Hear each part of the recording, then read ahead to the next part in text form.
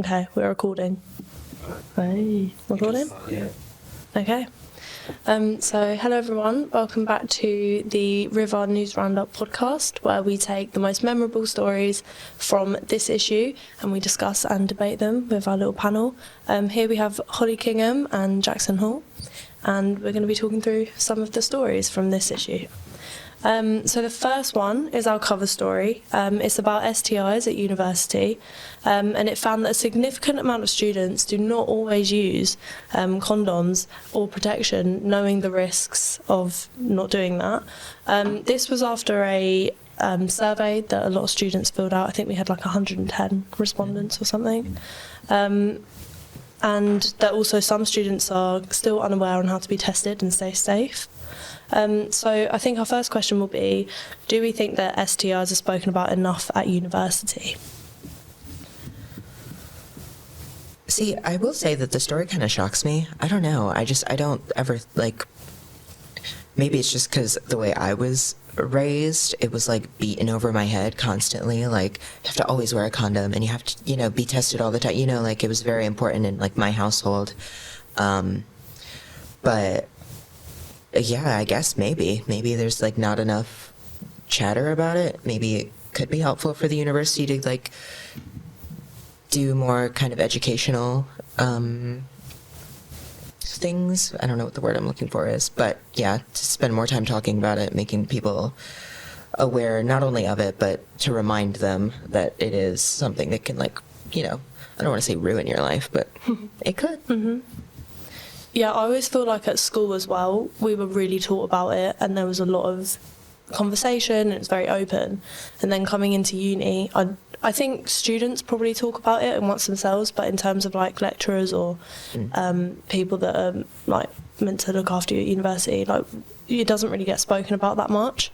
But then I don't know whether that's just down to the fact that we're all a bit older now and that people talk about it themselves. And I think some people are quite vigilant and quite open about it anyways. So I'm not sure whether it's just because, I was shocked as well to hear that, because I think that people are generally more concerned about their health and being more vigilant. Maybe they're not, but... Yeah, I was shocked as well, but I feel like I don't know if speaking to lecturers gets rid of the stigma, because I feel like it makes it a thing. I feel like just having open, normal conversations within the students, I feel like it just makes it normal because it's not that big of a deal. Like when you look at, the stats are there, it clearly happens to a lot of people. So I feel like the more you talk about it, the more normal it becomes. And then people feel more comfortable to get tested because it's not shameful. Yeah. I think you're right though about everybody being older, because when you think about having to lecture a large group of adults about STIs, then you're like, oh, well, that does seem kind of silly. Yeah. Whereas, in school and at home and stuff, it feels more like, you're talking to people who shouldn't know better. But clearly, based on the numbers, we don't know better. So it would be helpful maybe to reiterate some of the stuff you learned in school. I just think it's interesting as well, though, because the general culture around university is about going out and meeting people and sleeping with people. It's what you're meant to do at university. So it does seem weird that there's less chat about it. But maybe there would be some sort of intervention on social media or something like that would maybe be more effective in reaching students. Because as you say, it can be a bit awkward talking about that with your lecturers. Yeah. Or when the story came out and we were talking about it with our lecturer, it was it was actually quite funny and jokey. Yeah. But I think for them to lecture you on how to stay safe would maybe be... Yeah, that's what I mean. I think having a normal, funny conversation makes it easier than them talking at us and we're like, oh, okay. Yeah. Yeah, and it's condescending because, again, we're all adults. Yeah. I get that. I do agree. I think, a social media campaign or something would be helpful in that regard, because... I don't know. I think just in general, people are less likely to listen to authority these days anyway, so... Yeah, I think the fact that the story has come out and that people were open enough to talk about it in the survey does show that people are generally more open about it now. And hopefully it's shed a bit of light so that it might raise conversation amongst people when they read the paper. Another thing, though, is that, and I think this relates to, the way that people filled out the form, but, a lot of people know that they're not doing the right thing. You know what I mean? Like, a lot of people make the choice not to do it because of, you know, the differences and the way it is. And I don't know that there's anything a lecturer could tell you that can change that, because they know that there's a risk. They know about why they should be being more safe, but they don't do it. So, Yeah, but I agree. It's just kind of a hard thing to figure out. It is difficult, but I just hopefully like students are being open with each other and Yeah. having a bit more conversation about it might help. That is true. And also, like, not, obviously you should always be prioritizing your health, but like you were saying, like, it's not a shameful thing if, you know, you do have a slip up and something happens. So, I mean, you know, not the end of the world, really. Yeah. I think conversation, if you end up having something, then to know what to do as well. If we open up these conversations, then people will know where to go, and hopefully it will like remove the stigma around it as well. Yeah. It's important. I think a few people on the survey did say that they didn't know how to get tested or even where to go. Yeah. It's quite upsetting because that's your health, so it should be something that you know how to do. It should be made clearer. Yeah. And like you were saying, at a university campus where, you know, there's a lot of that kind of stuff going on, it should be like, it needs to be like posted on every accommodation wall, on like every not billboard, Like notice board. yeah, a notice board in every campus. Like, it should be something that people are thinking about a lot, I think, if they are sexually active. Yeah, definitely. Okay, so on to other news. Still keeping it with the students socialising. There have been price hikes at the student union, and it's kind of changed the level of community that some students have felt there, and people feel like they can't really afford to go anymore and drink. So it raises the question of how important the level of community is within the SU, and how important that space is for students. I think it's really important. And if you go, you notice a lot of the time it actually is pretty empty. Not all the time, of course, but I mean, I don't know if that's because of the price hikes, but it's... Do you go often? I go like when I'm not working, so Okay. like every few weeks. It's usually quite quiet for most of the night, and then people will come at the end. So I think, I mean, I don't know if it's I'll drink at home and then we'll go for the last bit because we can't afford drinks. So maybe it's that. But it is a shame, obviously, when you go to that kind of environment, it's good to have a lot of people. Yeah. I think it's the community about it is very important. It's like the most important part about something like that, I feel. Yeah, it is. Like, I don't think the point of having a bar on campus is just so that everybody can get drunk. It's like to meet people, to make friends. So if there's, well, yeah, well, but that's, you know, as a vessel to do those things. So, but if there's nobody there, then it's, you know, we're spending a lot of university funding to buy drinks for nobody to have. Like, it's just, yeah, it is sad. I've been maybe twice in my entire time at Kingston. And both times have been like for events, so it was really full then. But, yeah, I mean, if that was like, especially because, you know, I don't have a lot of familiarity with this, but if like the drinking culture here is the way that some people feel most comfortable socializing and making friends, then like a university sanctioned place to do that feels like really important for those people to like get out of their shell. Because, you know, it's hard sometimes to make friends in your classes or in your accommodation because it can be awkward. But, you know, get a couple drinks in you, it won't be awkward anymore. No, I feel like I went a lot during first year. I don't as much anymore. But I feel like for first years, it's a good chance to meet friends and find people and also feel that sense of community at uni, especially with this one because the campuses are all quite spread out and also so is all the accommodation. It's nice to have one place where everyone can meet and kind of meet people on courses that are similar to theirs but not on their course. Yeah. But the article actually mentioned that a lot of first years don't actually seem to be going anymore, and that it is majority like second and third years, which I thought was interesting. Kind of, I don't know why that would be, and maybe is the idea of having a student union sort of dying out for new students. I was just going to say, I'm not going to lie, in first year, I knew it was there, but I don't think it was made clear that it was like a bar. Because obviously at Penryn, the student union's like, there's a big thing that's called the student union. It's like, It's pretty much just a sitting area. Yeah. so I didn't realise that there was a bar at Knights Park, so I don't know if maybe it's not like advertised as much to that. And I can't lie, it's kind of out of the way too. Like, it's, you know, we don't study at Knights Park usually, so I'm pretty much never here. And obviously the people who do study at Knights Park probably know where it is. But when people would talk about like, oh, the bar, I'm like, I don't know where that could possibly be. I don't know where you're talking about. And even in Knights Park, like, it's down this long hallway. It's kind, you know, it is kind of inaccessible, I think. And it isn't, I don't know, I've missed the like induction week every single year I've been here, so maybe it's made clear then. But I've never, I don't know. The only reason I've been there is because somebody's been like, oh, you should come with me. And then I go, and then I'm like, oh, I didn't know about this. Like, so I don't think it's made very clear where it is, what it's for. Especially if you're not at Knights Park all the time.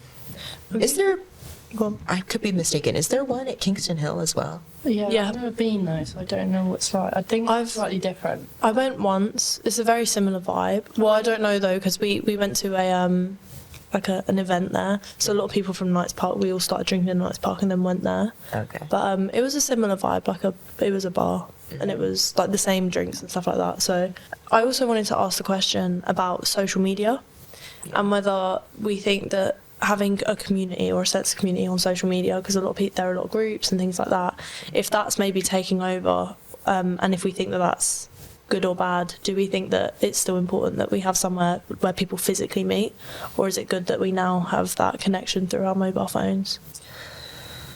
I think it's good that we have that connection. Like, obviously aids people meeting, but it's never going to be as good as meeting people in real life, is it? I feel like you still need that place where you meet people. Yeah, and I also think, maybe this is getting too far away from the main topic, but I feel like social media is getting kind of like worse all the time. Like every year, I feel like, because there's a lot more like focus on like advertisers and things now. There's AI is becoming a big issue. There's like bots everywhere. Like, obviously social media is always going to be in our lives now for the rest of our lives. But I think that it is important that we see real people experience real world connection, especially because like the realness of social media, I feel like, is getting less and less all the time. Even on things like Instagram, where like, you know, there's less of an issue with like bots and stuff. Those places are very like kind of sanitized. Like, you don't, I mean, this is a topic that's been, you know, done to death. But, you know, people only post kind of the most glamorous, most interesting, most exciting parts of their lives. It's good to meet people. You know what I mean? It's good to hear people, talk to people, hear their voice, know the way that they are, like, physically. It's just, it's very different. Yeah, I know I'm very different over message than I am in person. Yeah. Like, it's so much easier to get across how you actually are or what you actually are trying to say in person. Yeah, I totally agree. I think that social media has become this kind of like world of perfection, and that I think that having communities on social media is really beneficial, especially for people that may be shy or that have anxieties about going out. It's really good for them to connect. But I think also meeting people and having somewhere to go outside of that can take you away from like the pressure of social media that it creates, take you away from your phone. It's just healthy. I always think, and I think teenage me would not agree with this statement, but I think that social media is best if it's like a vessel for getting you into like the real spaces, you know what I mean? Like, because what you're saying, like for people with anxiety, it can be hard to just go out and meet people. But meeting people online and then going to meet them in person and stuff, like, I feel like that's what it should really be used for, more so than just like substituting real connection. I agree. And I don't think people really feel that way, or I don't think they use it that way so much, but I think they should. Yeah, no, I think the two go hand in hand, and they should be used to help each other to get you to where Yeah. you want to be socially, rather than one or the other. Yeah. That is true. Like, I know a lot of people who get excited to meet new people just to have new, like, followers on Instagram and stuff. And I'm like, it should be the other way around. Your followers on Instagram, you should be going to meet them. You know what I mean? I don't know. It's kind of sad. Yeah. I mean, it's not like debilitating. Like, it's not like they only meet people for that. But you know what I mean? Like, I don't know.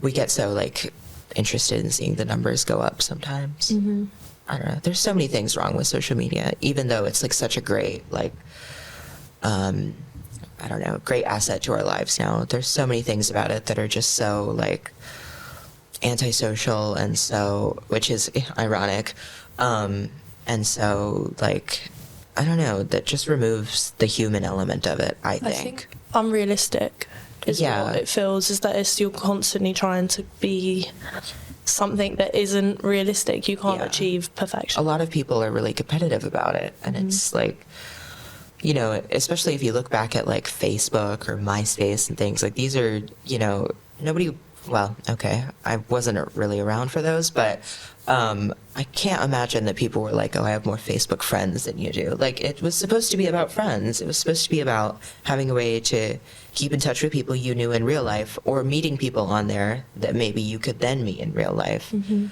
But it's kind of become this thing where it's like, who can have the biggest social media presence? Who can have the most people wanting to be them? Who can, you know, and that's just, I don't know. It's not, I don't know. Maybe I'm just like, what's the word I'm looking for? Like, old in my head, you know what I mean? Maybe I'm just like a boomer or whatever, but I feel like it's become too much, I think. And the other thing, and I was saying this a bit, but like, it's so advertiser heavy now, like everything is. And that's so like, it gets you in like a weird like headspace to just be constantly exposed to these things that, you know, are maybe even disguised as like real posts, but it's advertising. That's horrible. Yeah. It's just like, I don't know. Sorry, this is so off. So far away from the SU, by the way. We've gone so far away from that. I just want to ask you really quickly. Have you seen, have you heard of the brand Bloom? They're like a healthy drink. Yeah. Oh, Like, yeah. and the advertisements that they do is crazy. So I'll just make a video and they'll just have the Bloom in the corner, and that's the ad. It doesn't say anything. It's just, that's the ad. It's just so stupid. It almost feels, I mean, this is a bit dramatic, but it almost feels like, even if you're scrolling through TikTok or whatever, and you've been given all of these advertisements or things that are like paid commission and stuff to be mentioned, you almost feel like you're not choosing to go and do shopping. So why is that what you're being presented with? It's almost like a bit of not a violation, but I think it is. It's like insidious. Like, it feels like, like it's all based on your algorithms and things that you've been interested in. It's almost like they're taking your privacy and they're taking your space, and then making it something that you don't want it to be. And I think like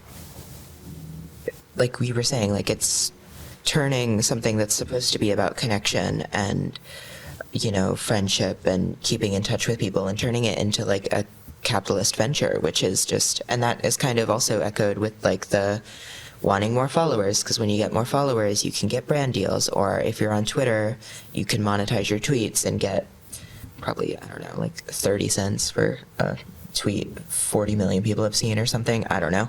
And that's, I don't know, fewer things need to be about money, I think. I'm sorry, not to be radical, but fewer things need to be about money. But to bring this back to the SU. That was kind of I was going to bring it back with the whole idea of money, because obviously the prices have risen at the SU. Oh, good. Yeah, so good connection. But I think what I was going to ask about whether we think student-friendly places with like money and stuff like that, and how important are they, and how important is it to have places that students can afford to drink in a student town? Because I feel like, especially with Kingston, it's also very residential, and it's quite a well-off area, so it's a lot of the pubs and places that you might think about going are actually priced towards a much older and wealthier community of people. So yeah, do you think it's important that we have student-friendly, affordable places? Yeah, definitely. And I think we don't. There's places that are cheaper, but like I know some of my mates go to different unis and they'll be like, "Oh, we went to this bar. It has like £2 doubles on student night," and I'm like, "Are you serious?" Like, It's crazy. yeah. And we have nowhere like that does like a really cheap drink on like I don't know. Yeah. Yeah, no, I understand. Sorry, I was just going to say, because it's because we're maybe in London that as well, the prices are much higher, obviously, but I still feel like it is going to cost me an arm and a leg just to go out and do something nice with friends. Yeah. And if the point of the student union is to get people in there and making friends and feeling more connected to like the university community, then they should lower the prices, I think. Like, I know that any bar is going to be trying to turn a profit, but unless like the point of the student union is to make as much money as possible, which don't get me wrong, I mean it could be. Alice is gonna want that cut out. Then they should be keeping in mind that people can't afford to. Like if you want people to get in there, then the drinks need to be affordable. Mm-hmm. People need to have a reason to want to go. They're not going to go there over somewhere else if the drinks are just as expensive as somewhere else. Like, I don't know. I think that it would make more sense if the idea behind the student union is to have people coming in and making friends to price the drinks lower. Yeah, because I think as well the sense of community that you can feel that it's only Kingston students in that one place. I think that's also a nice thing that people would buy into more, but you have to, as you say, like have a reason for people to go out, which would be the cheap drinks in the first place. Okay, so we'll move on to arts and entertainment. So we had an article written about films that have brought old songs back. It focuses on the story or the film of Saltburn, which brought back Sophie Ellis-Bextor's Murder on the Dance Floor after 23 years of its release. I love it too. It actually hit the number 2 spot, so I think a lot of other people loved it as well. She also mentions in the piece about Elvis and his song Can't Help Falling in Love, which also made a comeback after the film Elvis, and also the return of Running Up That Hill by Kate Bush in Stranger Things. Love that song too. Which I feel like was the pioneer of like these films or series bringing back songs, because I remember when that one came out, I think we were in first year, just at the end, and I listened to that song all the time and on repeat. So a bit of a light-hearted question, just how do we feel about the rebirth of these songs? I think it's great. I have kind of a complicated feeling about it, because there's like a kind of gatekeepy part of me that's like, you weren't there, you don't know that song like I do. Especially Running Up That Hill, because I love Kate Bush. I'm a big Kate Bush fan, and like Hounds of Love it might be my favorite album like ever made. It's so good. But at the same time, it's awesome to have more people listening to it, and to like, especially for someone like Kate, who kind of has this like really long, illustrious like career of all kinds of different music. It's cool to have people exposed to that and to see it, because where else is it going to happen? You know what I mean? Like, she's not going to release a song now and then have it hit number 1 just based off of like her own viral. Well, maybe now she will after Stranger Things, but beforehand she wouldn't have just gotten it based off of that. So it is cool. And I think the Murder on the Dance Floor is another really interesting one, just because it's like such a, I don't know, like its relation to the film that it's in is so like kind of silly that I don't know, it's interesting that it's come back as hard as it has. And that film actually brought back a couple different songs, because there's that Perfect Exceeder song as well that has gone super viral on TikTok.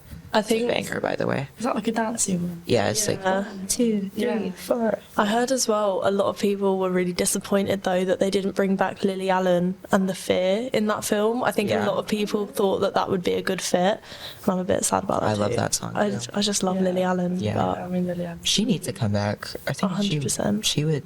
That would be good for her. It's gonna happen. Yeah. But no, I agree. I think it's actually really fun and interesting to bring back old songs. I only really listen to songs that have been released like 10 years ago or more. I don't really listen to any new music, so I really appreciate it. And also it makes it a bit fun for me. I can go home and like speak to my parents about these things, and I can be like, oh, did you see this? They had this song from your childhood in it. And it's just really nostalgic, and I quite like that. I think it's really interesting. Yeah.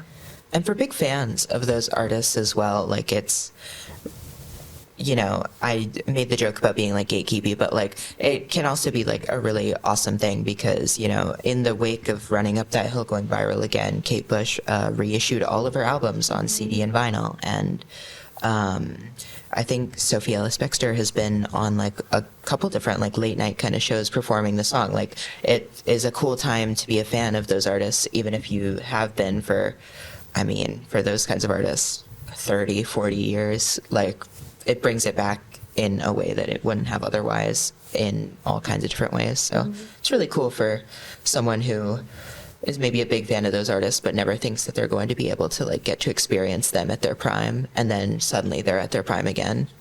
I feel like we're at an interesting time as well where songs from like, I would say my childhood are kind of having their like rebirth now, which is really weird because that's obviously never happened before because we've been like part of the new music or whatever. So yeah, I found that funny that like things like Lily Allen are coming back and Sophie Ellis-Bextor and stuff like that. I always think that, I don't know why I phrase this like this is a theory of mine, but it's something that I've read before. Like it's like a 20-year thing. Like every 20 years things start to come back. So as we get to be in our 20s, a lot of the things that we liked as kids are going to come back. And then when we're in our 30s, the things we like as teenagers are going to come back. And then when we're in our 40s, the stuff that is happening right now is going to come back, which is crazy to think about. But yeah, no, I mean, the Y2K thing is huge right now, and we're kind of getting to the tail end of that, I think, so. I was even thinking about Girls Aloud. They've done a tour, haven't they? Yeah. So it's just like everything from our childhood. I remember getting like the little McDonald's things that you put in. Yeah. And all of that's coming back. It's just really There's a funny. huge kind of Britney resurgence last year after her book came out. Justin Timberlake is releasing new music, I think. I heard it's not good, but I don't know. Yeah, all those kind of like 2000, or no, I'm going to say 1998 to like 2008 is really in right now. Yeah, I've never felt this old in my life. It's quite sad. Okay, so moving on, we have International Women's Day, which is coming up, which is really important. It's on the 8th of March, and it recognises and celebrates women and the issues that we've overcome, and also puts a lot of awareness onto the issues that we're still to overcome. So obviously it's a big question. I'm sure we'll have lots to say about it, but why is it still important that we have International Women's Day, considering everything that we've overcome? A lot of people would maybe argue that we're in the most like equal and like positive part of our lives, and like the development has come so far. Why do we keep going, and why have we not stopped? Well, God, that is a big question. It's a big question. I think even here, obviously there's been so much progress made, but obviously there's still a way to go, like gender pay gap, and even just, I don't know, like expectations in the home and things like that. But obviously in the UK we're a lot ahead of a lot of other places, and I felt like people are like, oh, why do we need to keep going? And it's like, well, we're not the only country in the world. And a lot of places still haven't come as far as we have, so still important to highlight everything that they need, that the women there are going through. Yeah, because the women in, you know, the UK and other parts of the Western world are like, you know, they have the same problems that people in, you know, other countries have, but they have a lot more support for it. So it's a good point.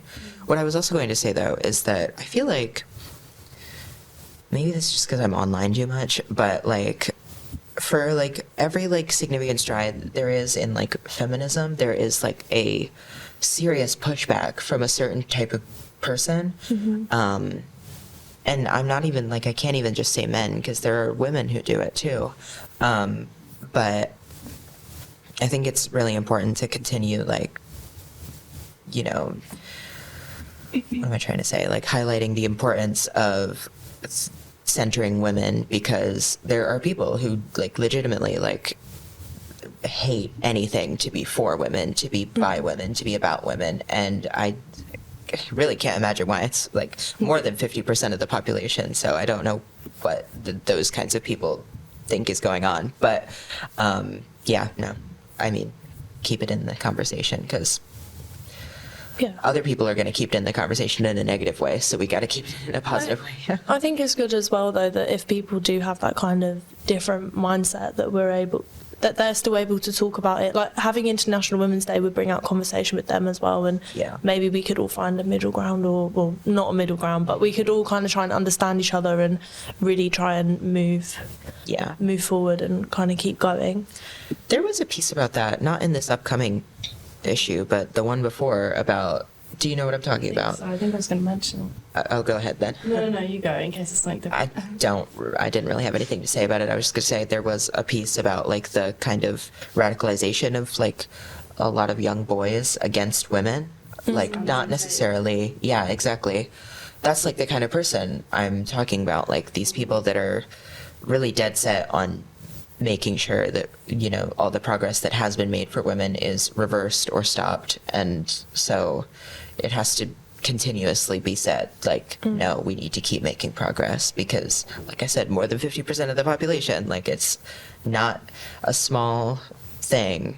I think with that, there'll always be that pushback, that negative pushback. I think what's scary is how many, like as you say, like young boys were influenced by that and kind of listen to it. And it's almost important that the movement kind of educates young boys maybe more on women's issues than, and it can kind of drown out that sound that will always kind of be there, I think.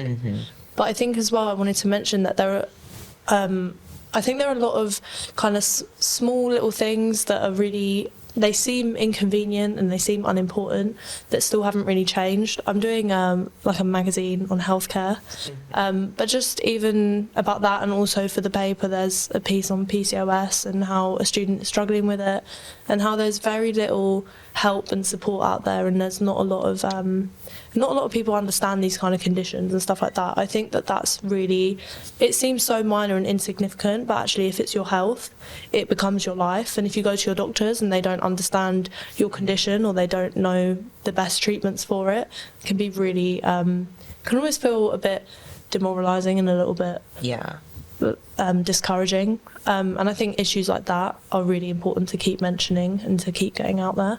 I feel like there's definitely, when it comes to like medical issues, it's definitely a thing of like the women's issues are kind of pushed to the side. Any issue you go is just like, go on pill, you'll be fine.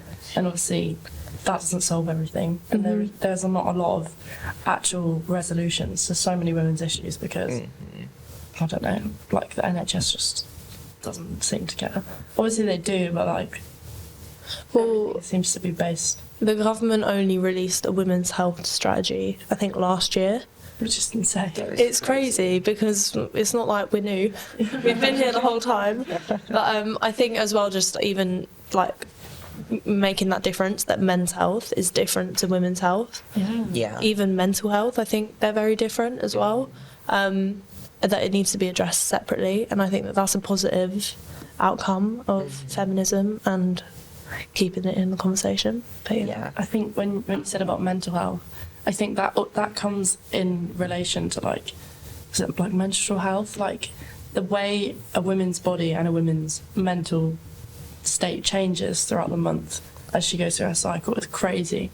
And I feel like there's not that much support for like, I can't remember the name of it, but there's like a type of a type of depression that is caused by PMDD, I think. Yes, that's it. I know someone who has that, and there isn't really that much support for it. Like, I don't know, it's not. I didn't even know it was a thing until someone told me about it. It's not really spoken about at all. Yeah, there's not a lot of treatment. A lot of the stuff that they suggest is only to like manage your symptoms. So something like that would be go on like antidepressants, I think, or something. Yeah, that's what it is. Yeah, which is crazy, because then you're depending on a pill that's not even meant for your condition. To help you get through.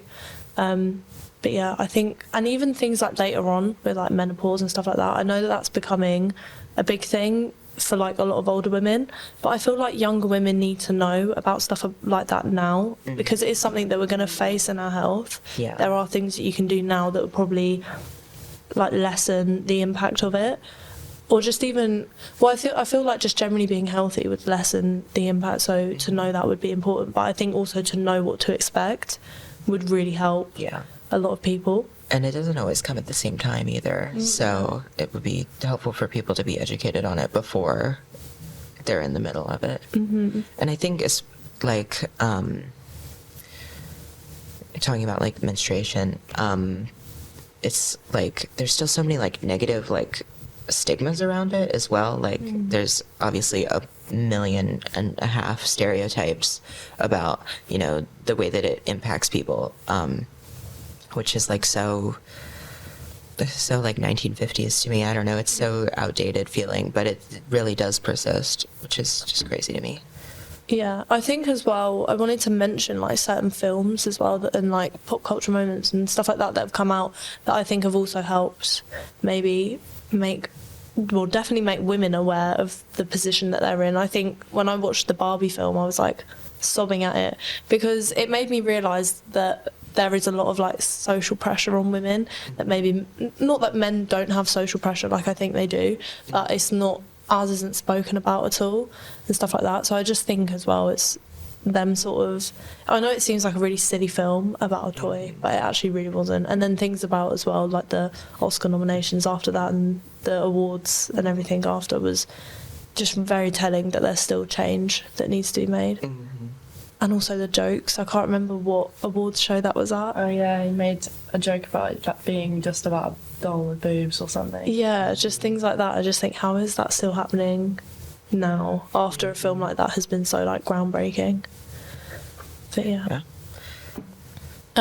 Okay, so lastly, on to sport. So at the end of next month, Kingston University will compete for varsity against City University of London, and it is deemed one of the biggest sporting events at university. I believe there's like women's rugby teams, men's rugby teams, netball teams as well. Lots of different sport events that will all happen. I think it's on the 26th and the 27th of March. So yeah, I just wanted to kind of talk about the importance that university sports gives to the community at university, and if it's like encouraging and how we feel about it. It could be a bigger part of life here, at least. I feel like I think we touched on this in the last episode as well, but I don't really ever hear about it except when we're, you know, making these papers. Like, that's the most I hear about it, and I know that not everybody reads the paper, so I'm sure a lot of people don't even, like, if I asked them, oh, where would you go to see a KU football game, they would be like, I don't know. Yeah. And so I think it could be bigger. I don't know. I guess it's just kind of because of, you know, what you were saying, like it's spread out campuses, and we don't have like a dedicated field close by, at least. So it's just kind of hard for people to be reminded of it and think like, oh, I should go do that. I should go support them. Anything like that. I feel like, I mean, I'm not into sports, so that's probably why I don't really know anything about it. But I think in terms of the importance of the sport to the people in it, obviously there's so many societies at this uni, and like there's definitely a community in there, and they all like do the, what's it, like Cougar Wednesdays or something? I don't know. A Cougar Chaos or something like that. Do we have a mascot? I think it's a cougar. Really? I did not know that. That's crazy. And they'll all do like a big social thing, which I think is great. Like, it's made me want to be part of a society, but none of them are for me. So I look at it and I'm like, oh, that would, like, when they just dress up and are stupid, like, it just looks so fun. It does look fun. I even feel like watching the games, like I can't imagine how many people going to watch the games, and I think that would be like something that'd be quite cool. Yeah. I would probably not play the sports, but I'd definitely go and watch, and I'd definitely go out for a drink if there's like a community of people there. Yeah. I was gonna say boys, but yeah. I think I said this in the last episode as well, but like, you know, where I'm from, university sports are massive. Like, it's, if you aren't going, it's American football, so different. But if you aren't going to the football games, like, you're kind of missing out. Like, that's where everybody is. So it's just so different here. I feel like the only people who are really engaging with the sports are the people who are really, like, into it, which is great for them. Obviously, they should. But, you know, people who have, like, couldn't even tell you the rules of American football go to every American football game at their university. So, like, it's so very different, and it always kind of shocks me when I remember that we do have sports, because it's like I never hear about them. I just, like, if we didn't have them, my life would be exactly the same. Yeah. So, like, I don't know. Obviously, not everybody's would, because, like, I'm not really into sports either. But, yeah, it's just crazy. I feel like there could be more done. I don't know. I feel like the university needs, like, I don't know, like a, well, okay, this is going to sound narcissistic given the context, but like a news thing, like a news broadcast or something, because there's so many things we talk about on here where it's like the university should do more to tell people about this, but then how are they going to do that? Because not everybody's reading the notice boards, not everybody checks their email, like, so. Yeah, I think as well with this university, like, we're so spread out, but also a lot of people commute in from London, so a lot of people don't live in Kingston to be able to go to these, like, sports games and stuff like that. So I think that it would probably be a reason as to why, but I agree. I think it'd be so cool if we had, like, a sporting event that everyone went to. People painted their faces blue and stuff, like, Yeah, like, it's fun. I don't know whether people would, to be, I don't know if people would here. Okay. I don't know if Is that it's like a American? whole Very different American? culture of, like, I always wondered if that was just like in the films, if that was real. Oh, no, that does happen, yeah. Well, I don't know if the people here are too, like, they just take the piss out of everything. I don't think they would actually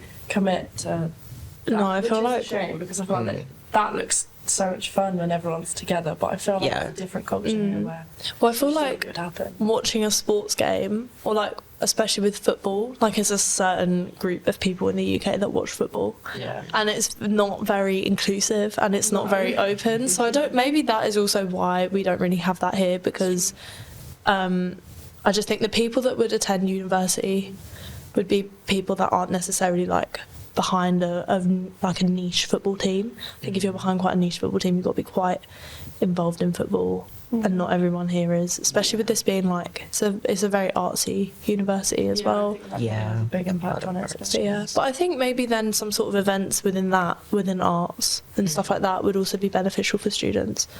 I definitely think that coming to university, I thought that there'd be a lot more stuff like that, and there hasn't been. But I think that's around, I think loads of people have that experience in loads of different universities.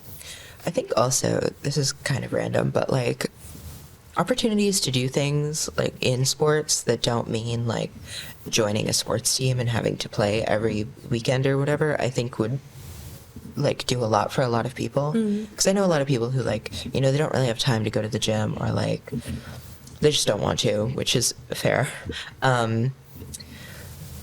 But, you know, like, there's a lot of people who, like to play football, but then don't want to join a team because they're too busy, or, you know, that's too much stress for them. Like, there could be more, like, just kind of casual events, like, because in the UK, don't you have, like, a day dedicated in every school year, like, to playing sports? Sports day It's like, oh, sports day. at school. Yeah. Yeah, like, we have a sports day. I mean, I'm not It's just a memory. From, like, not to say that we need something like that, but, like, it could be fun, like, you know, just like a yeah, come I out and feel play, like, yeah, no, especially because we have, like, is it called Knights Park? That park that's right over there? Do you know? Fairfield. Fairfield. Okay, yeah.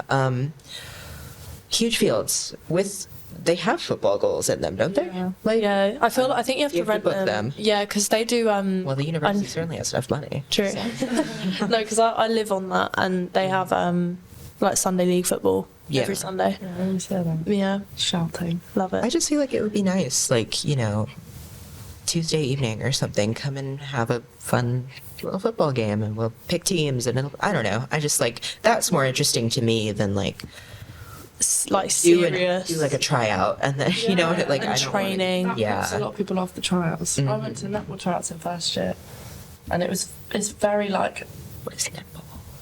it's like a bit like basketball, but different. Yeah, Okay. But you, Like at school, or in my old school, they'd have like the boys would do basketball and the girls would do like a netball. Oh, is it's fun. it like baseball versus softball?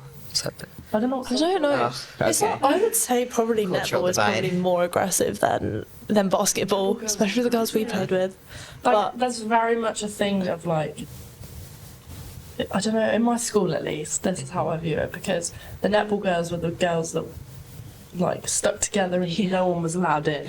So when I was trying out, it was like, no, if you're not good enough, you're not coming in. Oh. Like if you're not good That's enough in sad. netball, we don't like you. yeah, it is quite Well, competitive. stereotyping, I don't know what they're like here, but at my school, that's what it was like. That's crazy. Yeah, maybe there's a lot of like stigma around joining teams and tryouts. I think the tryout is scary though. It is. Yeah. It would put me off. Mhm. Yeah. But, like, is there like a lot of demand to join these teams? Like, do they have to do cuts and tryouts and stuff? Do you know? I know they probably have like an A and a B team, that's normally. Yeah. But then, I think when I went, I'm pretty sure, I could be remembering wrong, 'cause this was like 3 years ago, but I'm pretty sure they had like an A and a B team, and then like, oh, you can come for practice if you want, but you're not on team. But I could be wrong. But I'm That's pretty so condescending. Okay. Yeah, you can hang out, but we're not going to put you in. But then maybe that is them trying to be. Inclusive. Yeah, nice. Yeah. Well, I was going to ask, because the story is about varsity games. So do we have a junior varsity team? Well, Junior varsity. okay, in the U.S. at least, varsity is like, that's the A team, like the main team. That's the one that represents the school in most places. But then because there's so much interest in doing American football, there will be a junior varsity team as well, which is, the people who were not as good as the varsity people. And usually, like, if you do junior varsity, like your first year and you do really well, you can be moved up the next year instead of having to try out again. I was just curious because it says varsity on there. Is that what the story's about? Yeah, it's about they're called varsity games, but I'm not sure. Do you I think the A and B It might teams just are be- similar to that. I think the B teams are the ones who aren't quite as high level as the A teams. Yeah. I think. I could be wrong. I also, in the U.S. at least, like varsity is usually like people who are further along in their, like people in their third or fourth year of university Oh, okay. are more likely to be put on the varsity team because they have fewer years left, and you might have to like do your time in the JV team for the first 2 years, see. and then I don't know if that's how it works here. I don't know. Maybe they just use the word varsity. Yeah. Maybe. I knew another uni that I don't think they have varsity and junior varsity, but it's like you do have to work your way up. Like it's always the older ones that are in the main team. And Yeah. in first year, you kind of try out, and you're not really going to get it unless you're. Like amazing. Outstanding. Yeah. Well, I think we spoke about sports a lot more than what we thought we were. It's actually, Surprised. I We think are sporty. the concept of varsity is funny. Like, it's so entrenched in American culture, I think, that, like, they do varsity for everything almost. Like, I went to a really tiny high school, so not my high school, but my middle school had, like, a varsity and junior varsity, like, mathletes team. Like, there's 2 teams for everything, and I don't know, it's so funny. But yeah, no, we really got the sports one out today. So that is everything that we were going to round up today. So thank you for joining us, and thank you guys for joining us as well. Well, there might be another episode. We don't know. Maybe. Maybe Maybe If, not. yeah, well, yeah, maybe But yeah. a year No, bonus. it's been enjoyable though. We hope that you've enjoyed it as well. And yeah, we'll see you soon. Yeah, and read the newspaper. Yes, read the newspaper. Perfect.